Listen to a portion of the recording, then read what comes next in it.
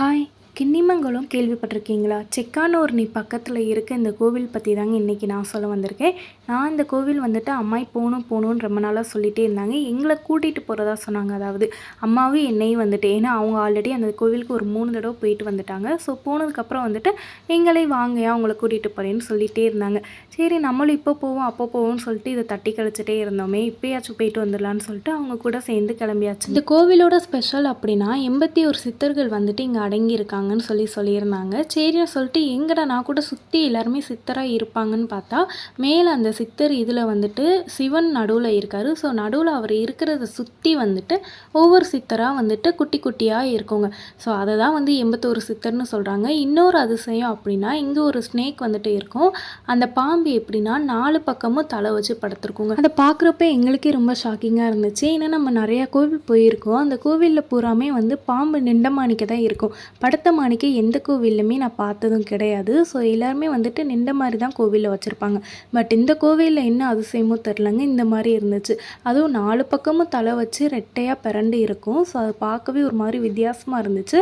முருகனும் நல்லா ராஜ வேடத்தில் வந்துட்டு வள்ளி தெய்வானையோடு இருந்தாங்க. நடுவில் வெயில் சுற்றி இருக்கும். ஸோ அதுவும் பார்க்க சூப்பராக போனது வந்து பிரதோஷம் அன்னைக்கு போயிருந்தோம். ஸோ பிரதோஷத்துக்கு வந்துட்டு காலையில் பூஜை அவ்வளோவா பண்ண மாட்டாங்க போல், ஈவினிங் தான் வந்துட்டு பண்ணுவாங்க. ஸோ ஈவினிங் வரதுக்காண்டி அந்த ஊர் மக்கள் எல்லாமே வருவாங்க போல். அவ்வளோ கூட்டமாக இருந்துச்சு அந்த இடமே. காலையில் போனப்பவே வந்துட்டு கூட்டம் இருந்துச்சு. அது போக அந்த இடத்த வந்துட்டு சுற்றி ஒரு 11 சுற்று சுற்றணும் அப்படின்னா ரொம்ப நல்லது.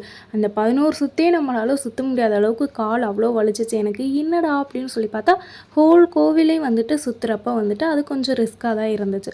ஸோ அதையும் கும்பிட்டுட்டு நான் சொன்னேன், அந்த மேலே குட்டி குட்டியாக இருக்குது பாருங்களேன், இதை தாங்க சொல்லியிருக்காங்க சித்தர் அடங்கியிருக்காங்கன்னு சொல்லிட்டு. இது போக அங்கே ஒரு ஸ்பெஷலாக இன்னொன்று என்ன இருக்குன்னா, ஜாதகம் வந்து ஃப்ரீயாக பார்ப்பாங்க போல். ஸோ அதுக்காண்டியே வந்துட்டு கூட்டம் அதிகமாக இருந்துச்சு. அந்த ஜாதகம் பார்க்குறதுக்காண்டி தான் அவங்க ஒரு நம்பிக்கை வச்சு வராங்க.